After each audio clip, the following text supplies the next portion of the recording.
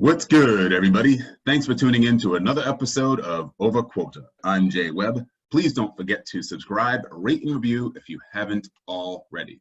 Now, as always, my goal is to give listeners a variety of perspectives and insight from sales leaders who have a proven track record of exceeding expectations for themselves and or their teams, realizing, of course, that not one person has all the answers. And like always, the J. David Group is sponsoring this podcast. My company helps high-growth software companies recruit top software sales leaders and salespeople. So go to the jdavidgroup.com/hiring to learn more, or go to the jdavidgroup/looking if you're looking for your next big challenge.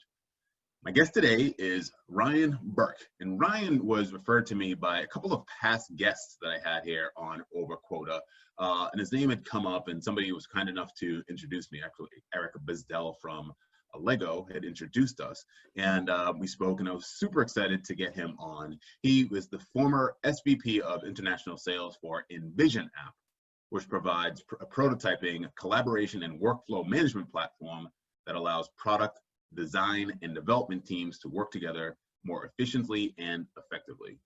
Ryan, welcome to Over Quota. Thanks, Jay. Appreciate you having me. Absolutely.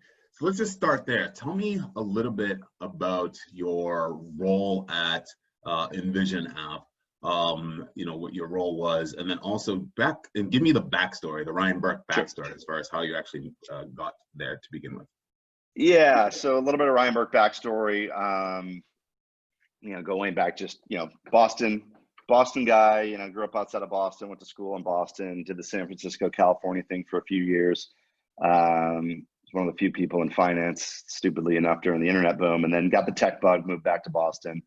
And I've done a couple tech startups, and I was at Envision for 5.5 years, and Envision is this, as you mentioned, design workflow platform for product design space. And so when I was looking for a new opportunity, I actually got introduced to Envision through David Cancel at Drift, who I'd worked with previously, and he's like, you got to check out this tool. And it was one of those things. There was about 30 people at the company.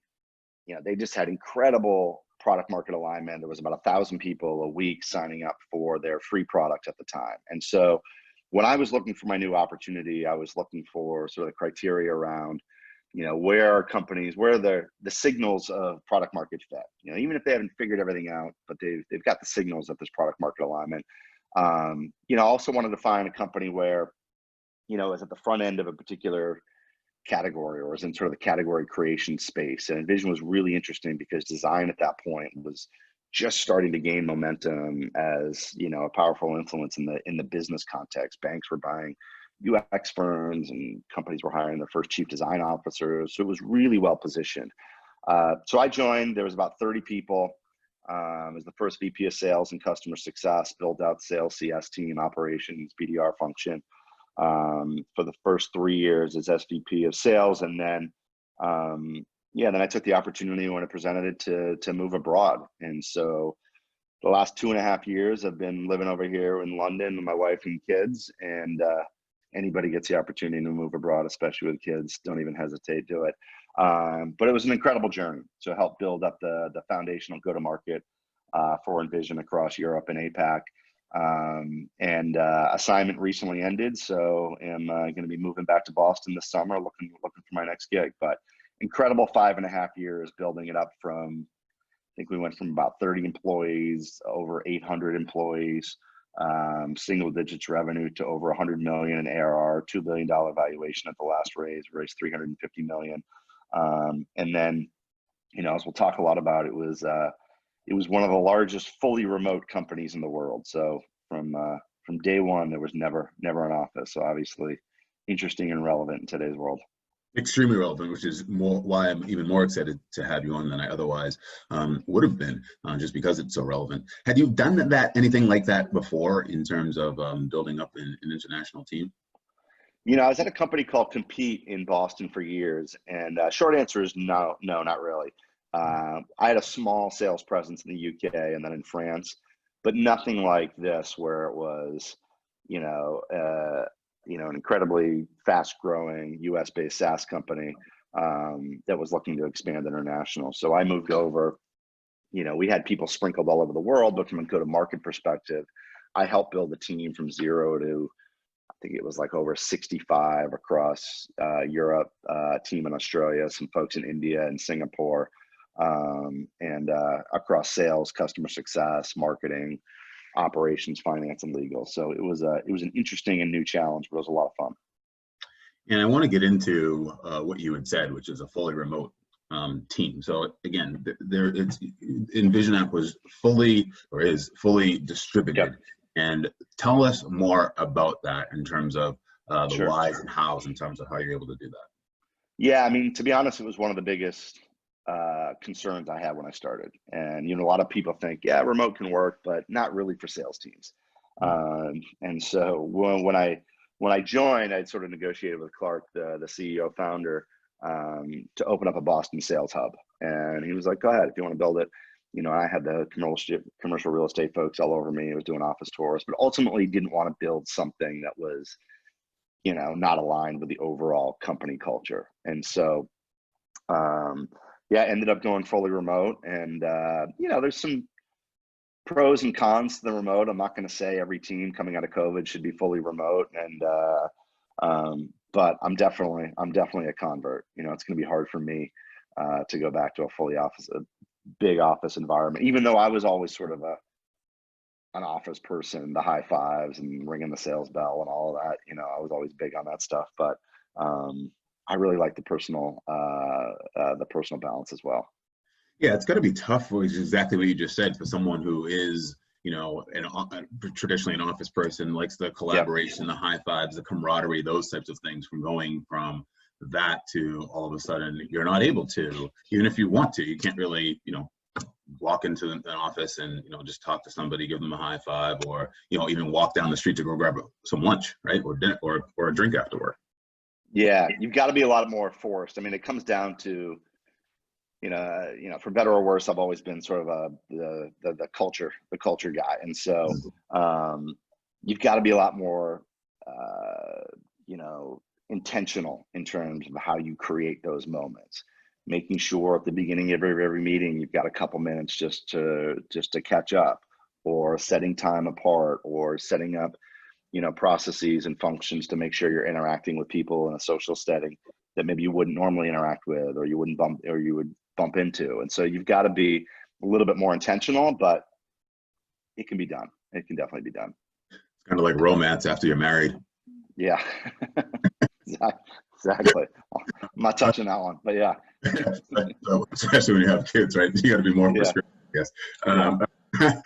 Speaking of that, so like I had mentioned to you at one point before that, my wife is now in the market. She's looking for a job, and one of her concerns is, how far will she have to commute, right? Will she have to commute 25, 35 miles or whatever into the city every day? And one of the things I've been saying, and frankly hoping as one of the silver linings, I guess, as a headhunter that comes out of this, is that, companies will be more lenient and more open to having a more distributed team, right? That maybe they're learning things during this, which is why I'm so excited to talk to you in terms of operationally and otherwise.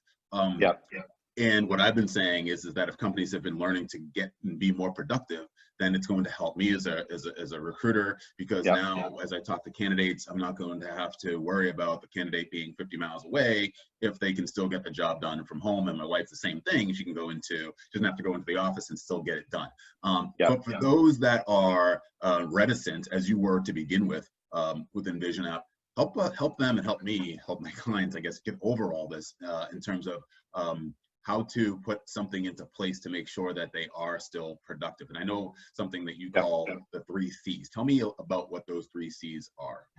Yeah, so, I sort of talk about this concept of the 3 C's around collaboration, communication, and culture. And I think those are sort of the 3 important tenets for building an effective and engaged remote environment. And I think, the meta point to some extent is, I feel like, the improvements that people are being forced to make right now in terms of how they communicate, how they set up meetings, how they centralize their tooling and documentation, how they double down on culture, like that's all building the muscle for a healthier organization, whether or not you go back to an office. And so it's kind of like during these times where you're at home and you're reading more, or maybe you're exercising more, or spending more time with your kids. Like, these are all things that are ultimately beneficial. And I feel like remote is sort of forcing companies to be more disciplined around some of these things. But the payoffs are going to be long-term. And so, we can break apart the communication and the 3 C's, but the reality is, to me, I think communication and collaboration can inherently be addressed through a lot of technology. There's so many great tools out there, and I'm not here to prescribe which tools you should be using. There's so many great offerings, but culture then becomes the one area that you really need to double down on, because that's even harder to manage and foster in a distributed world. And so let's just dig into that a little bit more. Yeah. How do you do that when everybody is distributed? Give me a tactic, or an activity or something where you're actually enabling the kind of culture that you want to create. And that could be anything, I guess, right? In terms of accountability, data-driven, it could be happy employees. Yeah, I think there's a few things. I think one, I sort of launched this concept in the international team in Envision around, when you're managing folks, you've got sort of performance and what the output is, and that's pretty clear cut. But then it's as important to break apart the activities, what people are doing, and then the behaviors. And to me, the behaviors sort of bleeds into the culture, and just setting clear expectations. And there's some examples. I think one is just something as simple as core values, and I've always been, a little bit of a softie and the culture person. But the core values are really important in a distributed environment. And, I helped build the first iteration of core values for the enterprise team in Envision, and then we built our some in the international team. But not core values that just sit on a website or in an employee handbook, but that are actually ingrained in the fabric of how you're doing things. How do you build them into your meetings? How do you build a Slack channel? We had a Slack channel that sort of celebrated these things. How do you build rewards around it? How do you celebrate them? How do you hold people accountable to them? And I think you really need to rethink your core values. If you don't have them, you need them. And if you do have them, you need to rethink about how you're actually using them on a day-to-day basis. And I think that's important. I think there's other little things around, just some things that we did at Envision that I thought were effective, just some sort of behavioral norms and behavioral kind of mantras that we had. So an example would be, we did a training on this concept. We didn't invent it, but this concept of sort of above the line, below the line.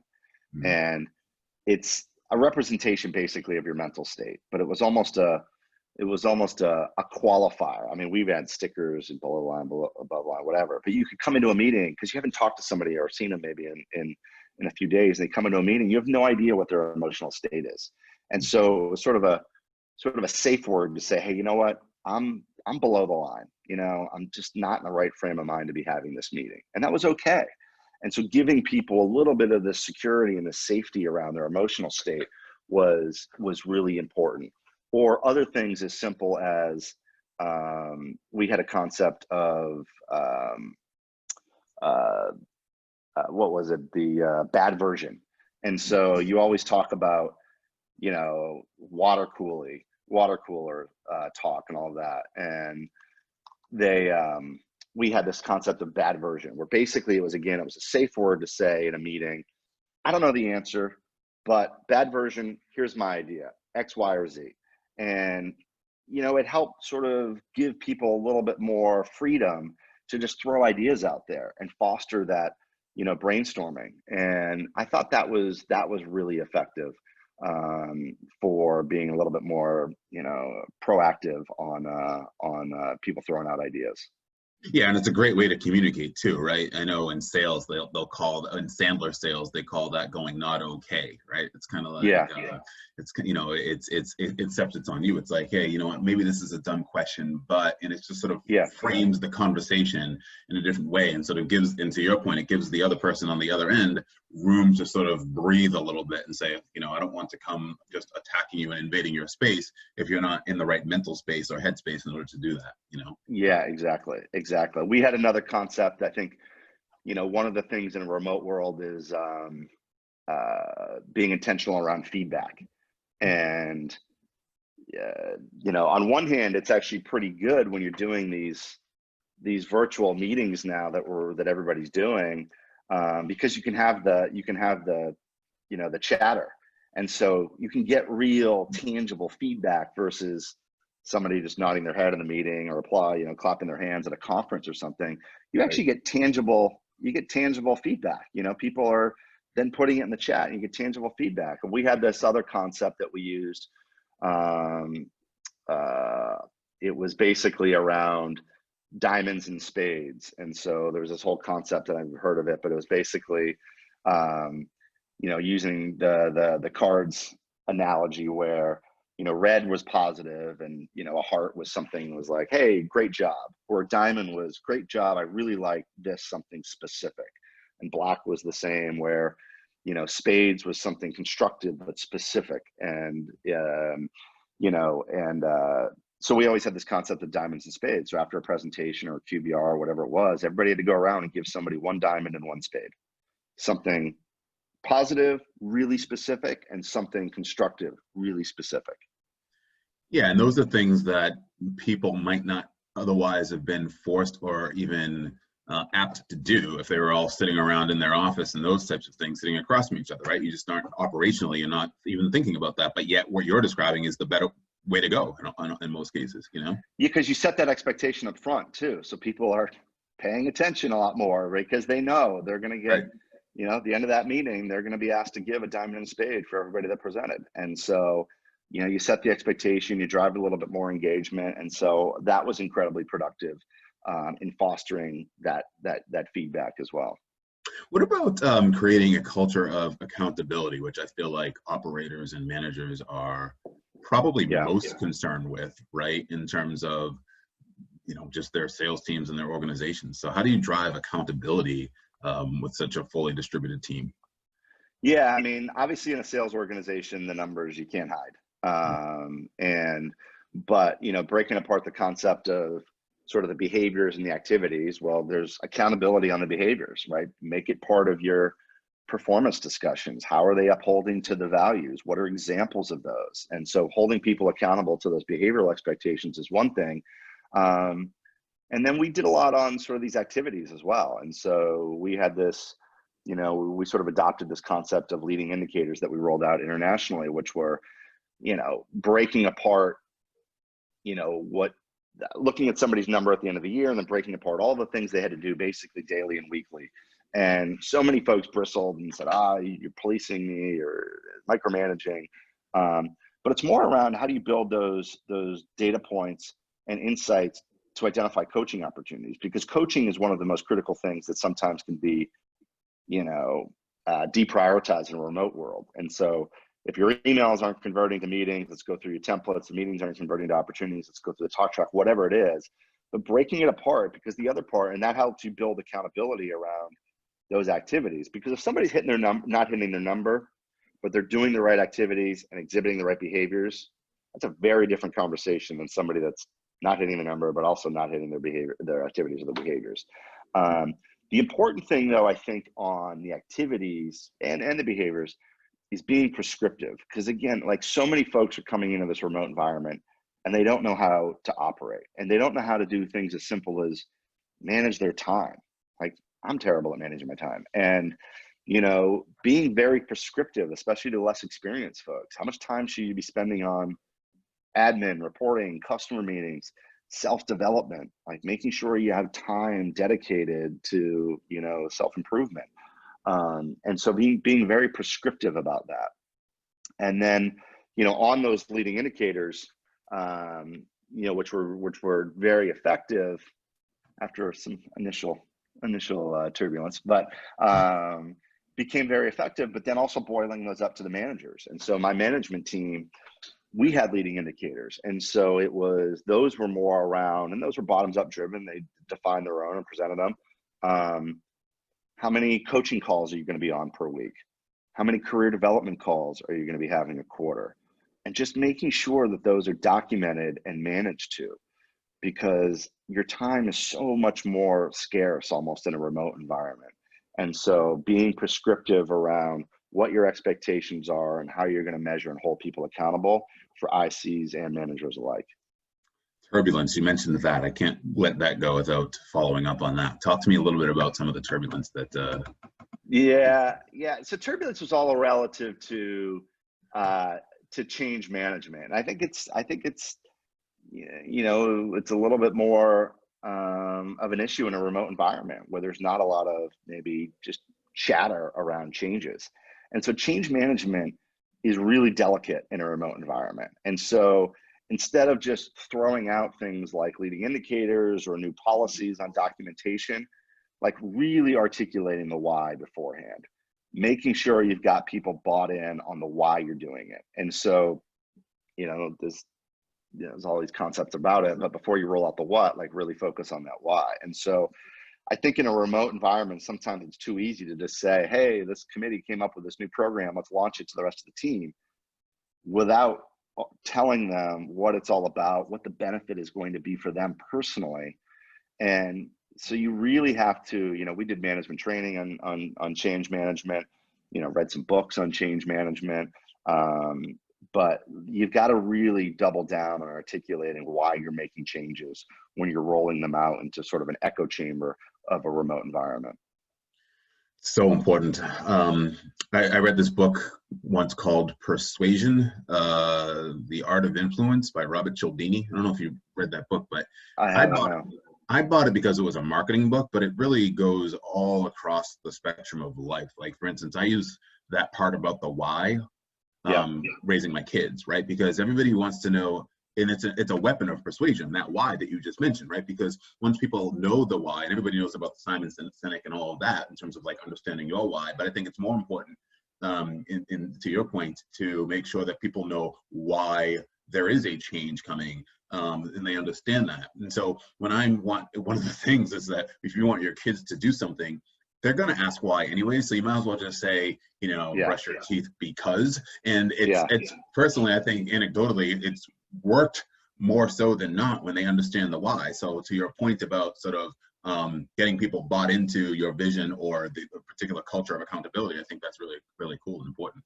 Yeah, we used a model. We had a book called it's called ADKAR, ADKAR. It's an acronym. I don't remember all of them, but it's how you roll out change. And so I think the first A was like awareness, and the second one was desire. And so focusing up front on awareness, driving awareness of what the change is, and then making sure the team understands, and you've got them bought in, they have the desire. So kind of focusing on those two things up front before you roll out the what it is, and then ultimately the R at the end is the reinforcement. Yeah. Okay. Yep. Talk to me about another acronym that I've heard you say in the past, which is a DAISY. Yeah. What those are?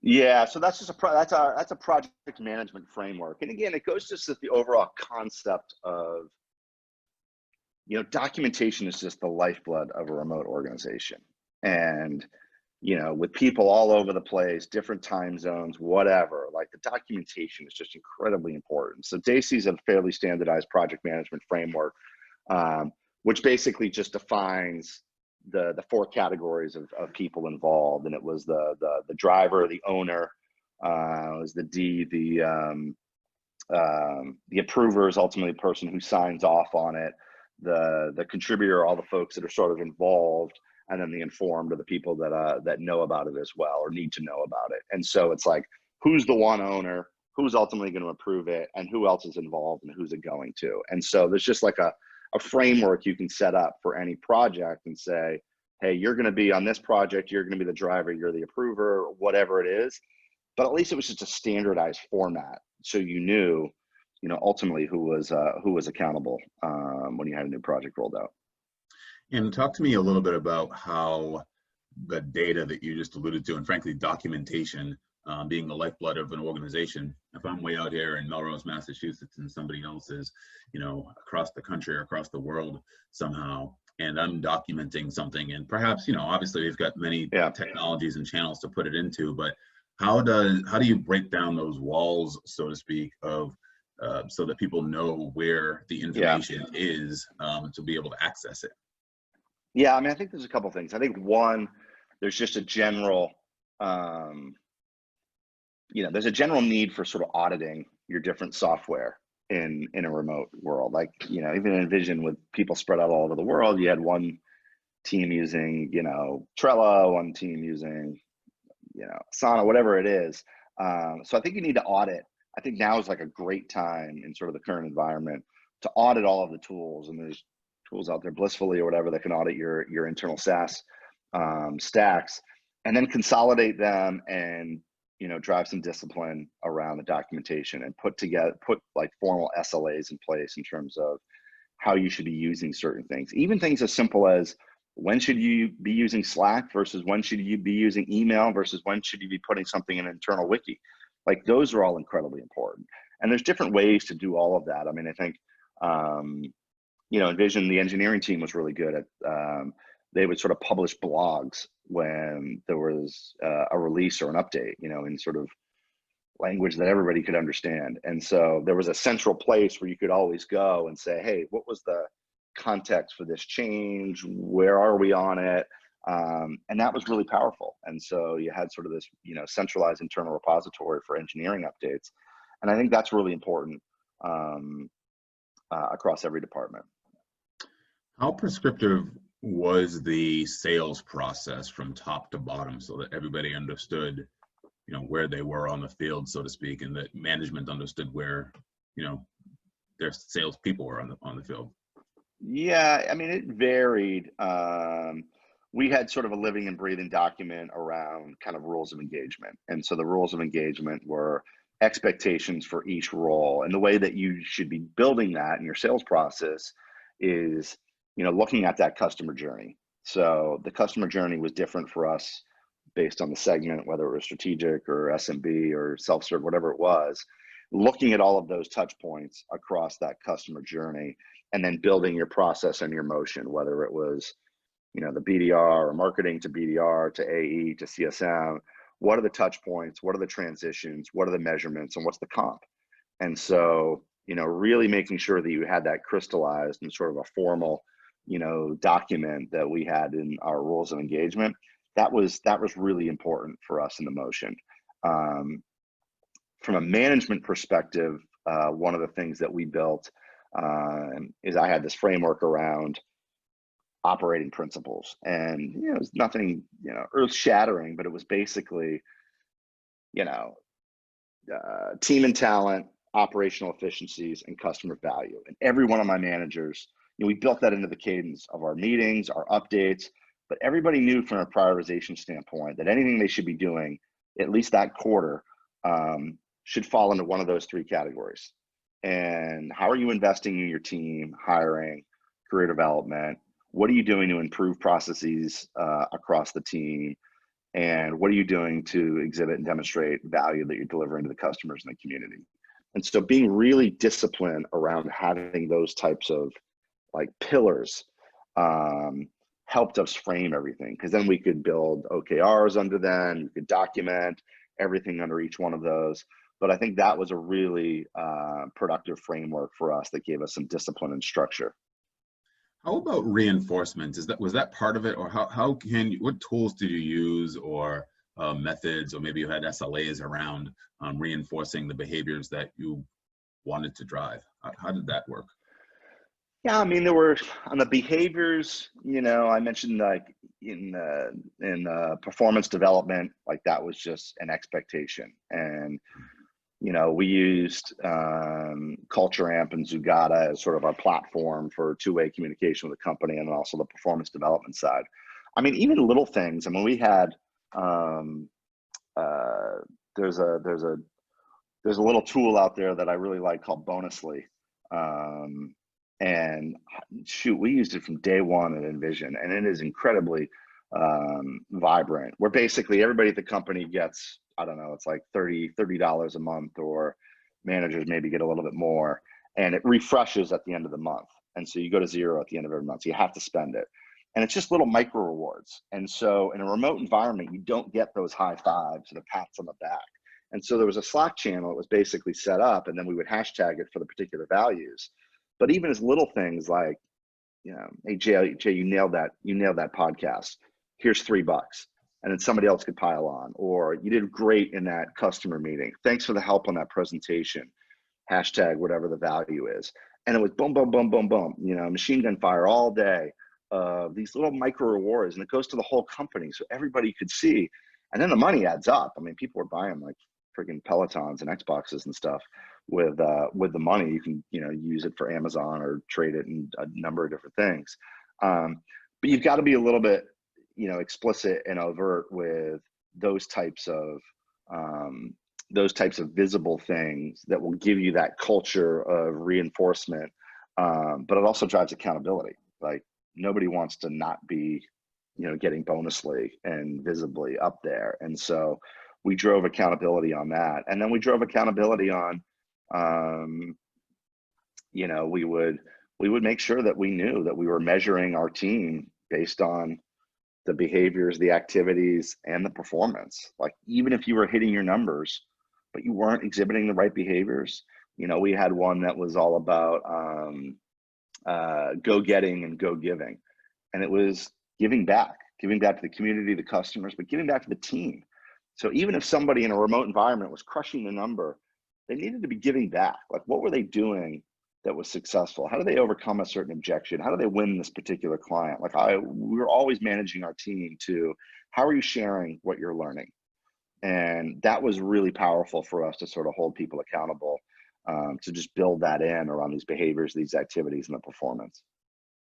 You mentioned Bonusly. It reminds me of how like Product Hunt or Reddit are set up in terms of, you know, upvoting, you know, your product, upvoting a comment to something like that, and just that sort of endorphin hit of positivity says, oh, geez, this is good. I'm going to stay engaged. I'm going to keep using Bonusly. I'm going to keep using Reddit, exactly.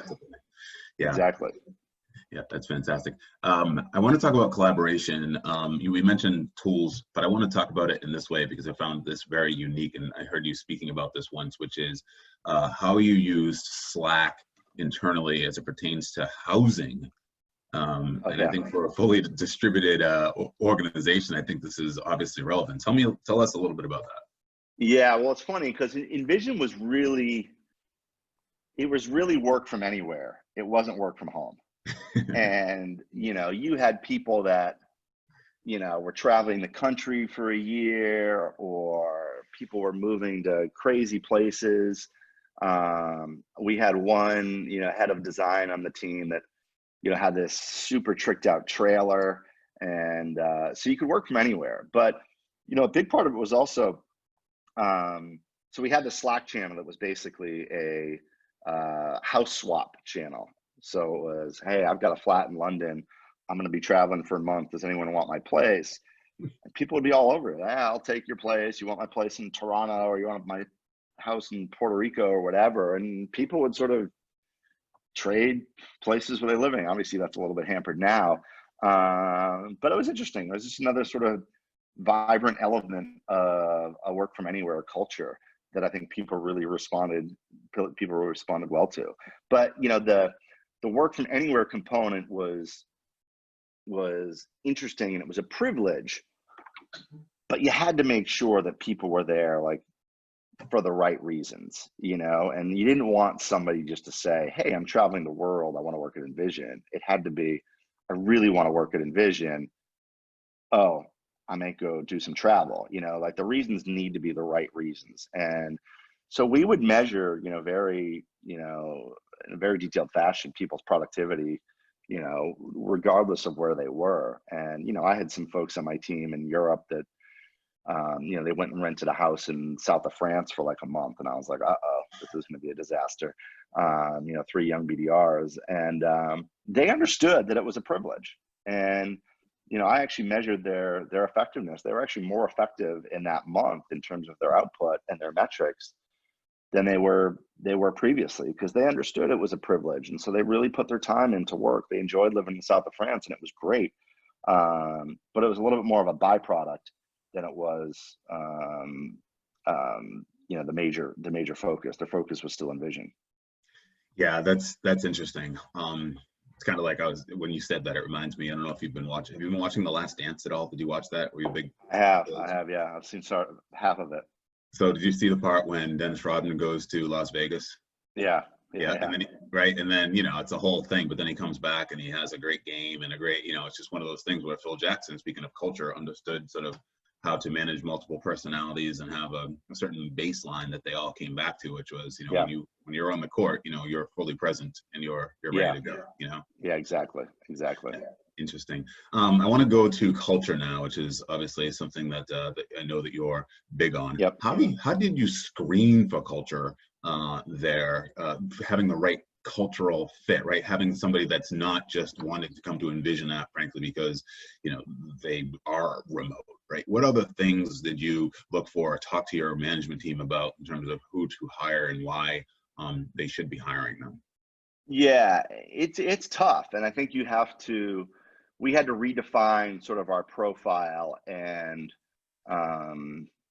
process a few times. So, because there's two sides of it. One, there's making sure that you've got the profile right for people that are gonna be productive in a remote environment. There's also the candidate experience, and I think when you think about things like discipline around documentation and process and feedback, like that's all really important for the candidate experience as well. And sometimes in a remote world, you're just like talking to people or seeing resumes, you can sometimes lose sight of that. And so we had to really be disciplined around that. And then for hiring, you had to make sure that people had the right, that they were there for the right reasons. Again, they were there to be part of Envision, and they wanted to be part of that story. Like, it was a startup, and it is a startup in a lot of ways. And so it's not always easy. There's not always a million resources. And so, testing for things like resilience was incredibly important, or, understanding that people are proactive. A lot of ways, in remote, you got to kind of seek out help. So have they demonstrated that they've been proactive in seeking out help, or have they been proactive in doing something beyond the confines of just their job, right? Because it is a startup, you're building something. Relationship building. How have they demonstrated building long-standing relationships across different departments, or with customers, or with community? Do they have a high EQ? Like, that's incredibly important. Do they have a really good awareness of their own strengths and weaknesses, and how do they resolve conflict, those types of things. And then, to me, it was really important as well, like just that commitment to self-development. What are they doing to improve themselves? What business books are they reading?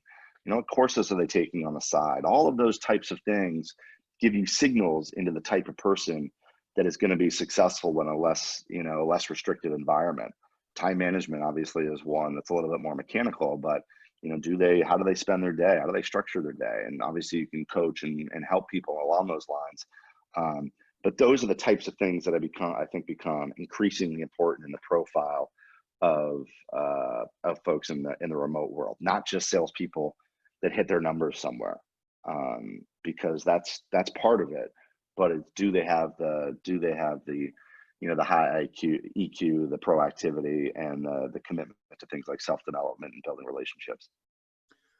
Talk to me a little bit about the importance of onboarding once you've hired someone, and given all that you just said. How do you reinforce the right behaviors from day one, and just talk to me about how you think through onboarding. Yeah, I mean, onboarding is one of the keys for remote, and we iterated on the onboarding program at Envision quite a bit. I mean, even things as simple as the first day. There's a great book out there, The Power of Moments, that I love. And it just talks about what an incredibly powerful moment it is, your first day at a new job.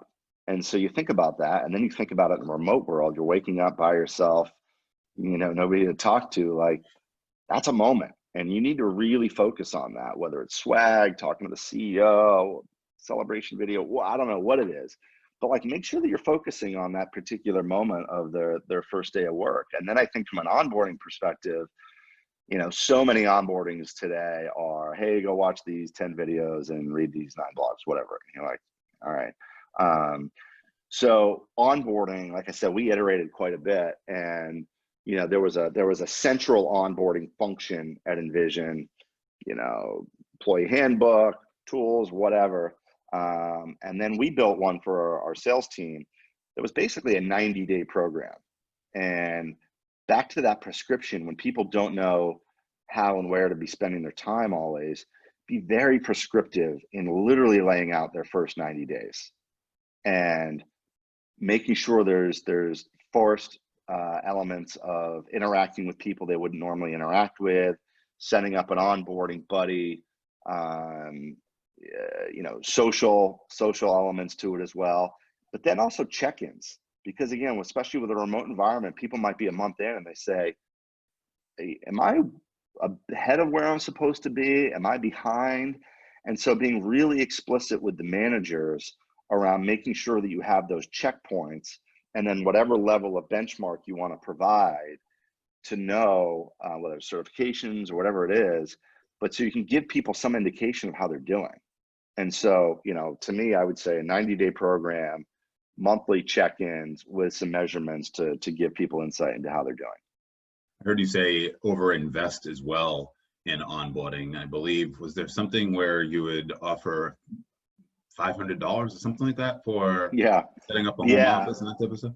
Yeah, I mean, I think a lot of people sort of forget that not everybody's set up for remote, you know, and so, yeah, Envision would offer, you know, give people a $500 stipend to, you know, buy a desk or a chair or a monitor or whatever it was to set up a home office, you know, especially in this world. And, you know, some, you know, less experienced folks, maybe they've got 3 roommates and they're in the kitchen or whatever. And so giving them some resources to help set up a home office environment. You know, Envision, we also had a, you know, not as relevant right now, but we also had a monthly card that would recharge every month for $100 that would work at any coffee shop.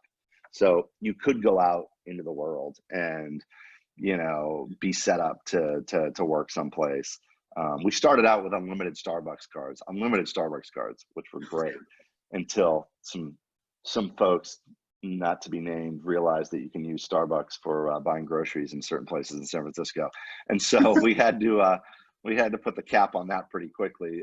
But it's great. $100 a month for any coffee, you know, incentivizes people to go out and work from a coffee shop and get a little social interaction. And then we did have, you know, WeWork options in some cities.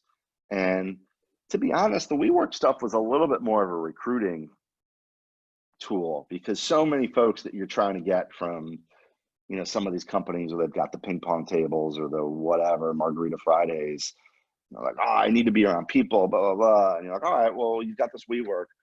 But people don't go into WeWork as much as, you know, like once they get comfortable with the work from anywhere, like WeWork becomes sort of a fallback. But I think it was more valuable to get people in the door that were skittish about remote than it was really truly a benefit for most people. Yeah, I can understand that.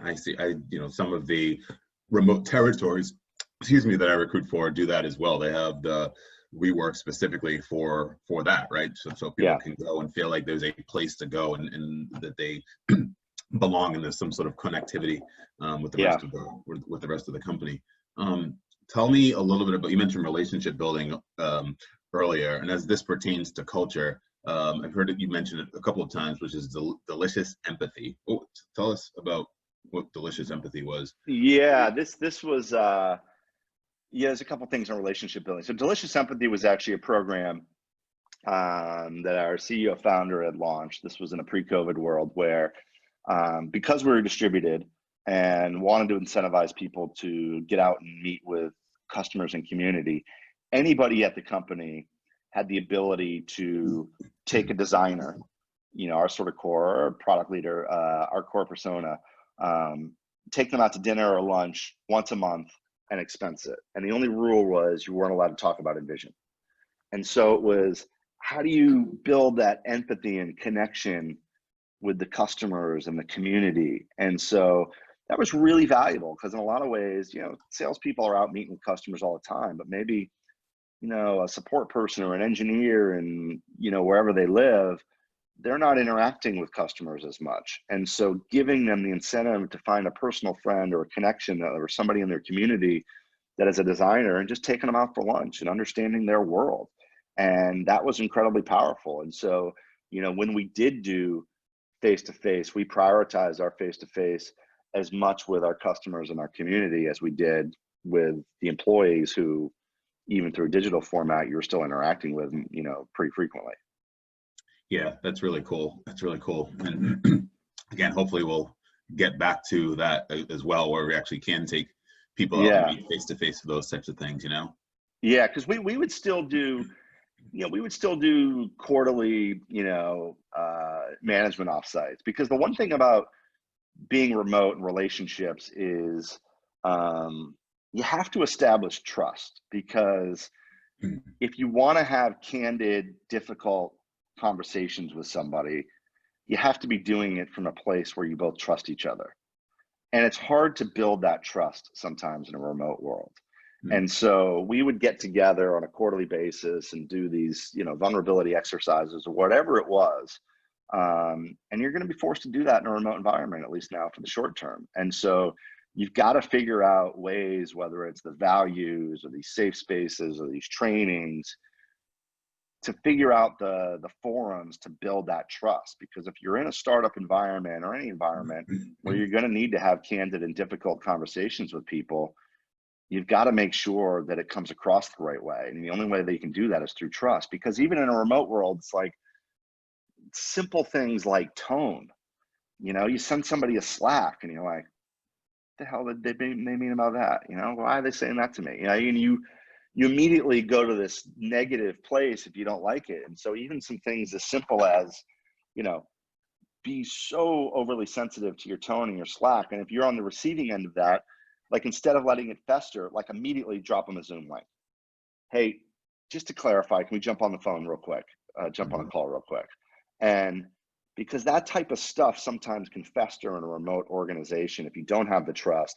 And, you know, you've got to always, you know, we always, you know, manage my team as well, like, always assume good intent, because things can get lost in tone very easily in a remote world. So start from a position of assuming good intent. But then making sure that you're proactive around addressing those things very quickly if you get any signals that somebody's being snippy or there's some sort of negative connotation to their tone. Yeah, I'm a big proponent of video and imaging when I'm trying to describe whatever it is. You know, I have remote employees that work with me from time to time, and because I don't want anything to get lost in translation, I'll say, hey, do you have 5 minutes just to go on Zoom real quick? I just want to share my screen with you and show you what I'm thinking about, right? So that there's it's just a lot easier. Okay, well, we've come to the end here. We only have what I'm calling, and the listeners who've been listening for a while, this is a new segment. Ryan's probably maybe, I guess, the third person that I'm asking these rapid fire questions to.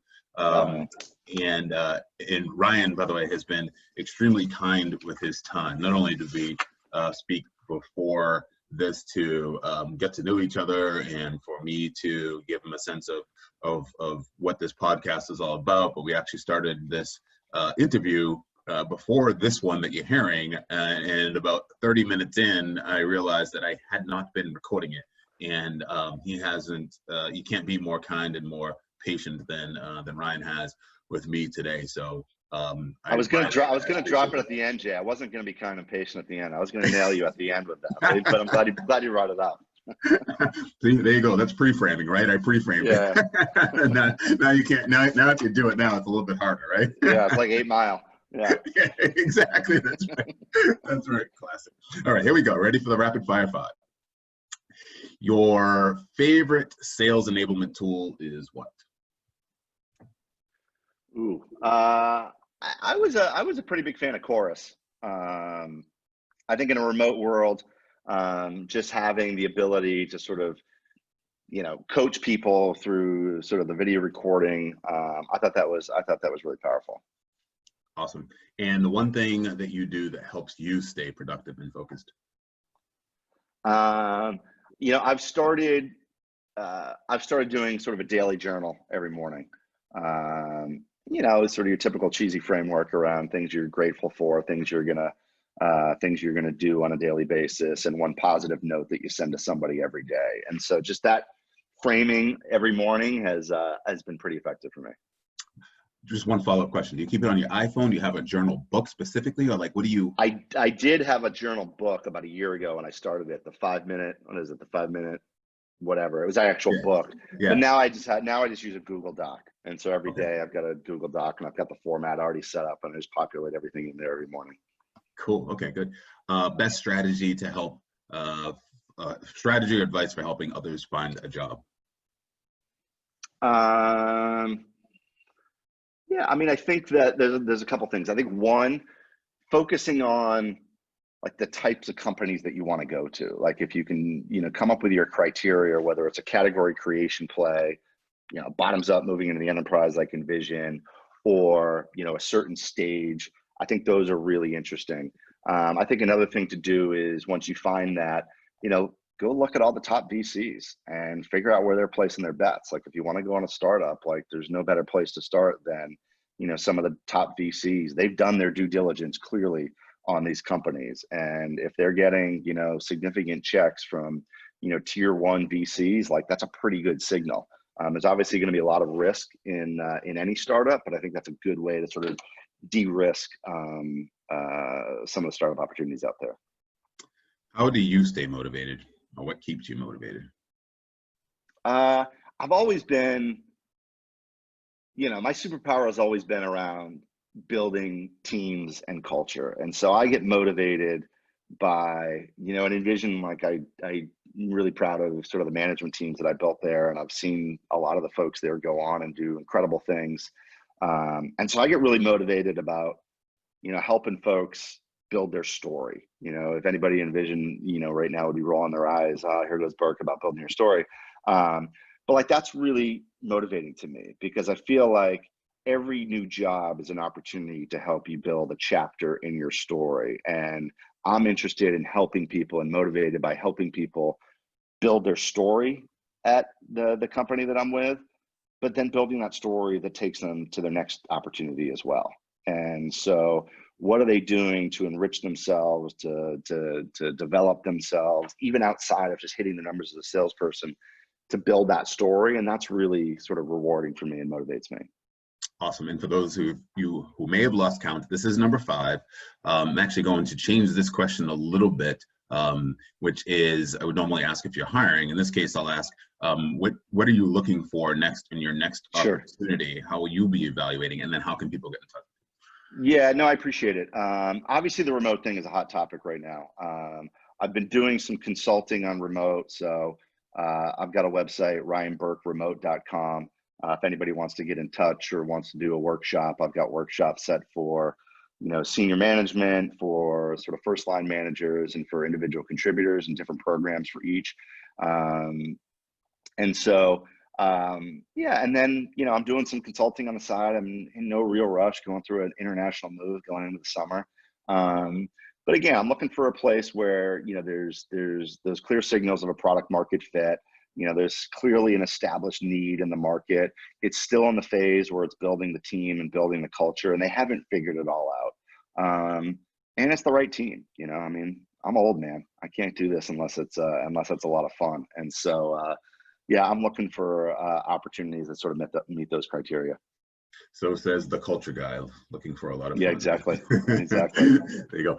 Ryan, thank you again for going over quota twice, everybody, twice. Yeah, definitely. Thanks, Jay. I really appreciate having me. This is fun. Absolutely. Okay, thank you. Bye, everyone. You and the music.